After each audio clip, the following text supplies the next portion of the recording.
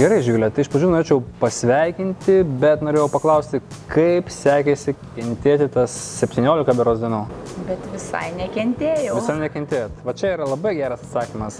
To visada aš laukiu iš kiekvieno savo klientų, kadangi jeigu mes kentėsime teisingai, tai natūralu, kad po tam tikro laiko mes jau nebegalėsime laikyti savo mitybos strategijos, naujos mitybos strategijos ir gauti tą ilgalaikį teigiamą efektą. Dažniausiai, kai žmonės baigia vadovauti savo mitybos strategiją ar dietą, jie grįžta prie įprasto maisto ir jiems gali sugrįžti svoris. Tai yra didelis nusivylimas žmonėms, to be abejo reikėtų vengti. Tiesiog reikėtų prižiūrėti savo suvartojamų kalorijų skaičių, prisiminti, kad diena, kai sportuoju ir diena, kai aš ilsiuosi, skiriasi teisingai.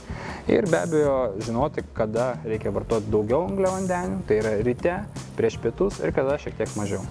3 taisyklės pradžiai, kurios tikrai jums padės ir aš manau, kad tikrai suveiks laikantis jūsų naujos mitybos strategijos ateityje.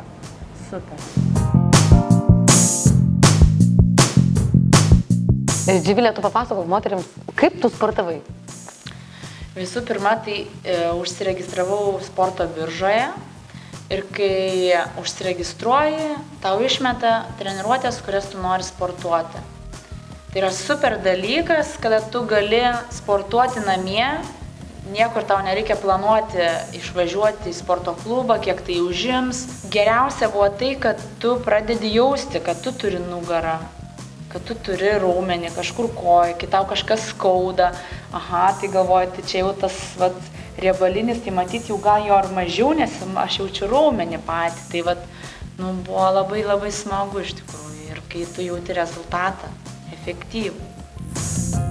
Trumpi patarimai būtų tokie: sportas 2 kartus per savaitę, kiekvieną dieną nuėjimas po 10 000 žingsnių ir per tą sportą galite pasinaudoti sportobirža.lt treniruotėmis ir atlikti po 45 minutės įvairias, kaip matei, tas treniruotės.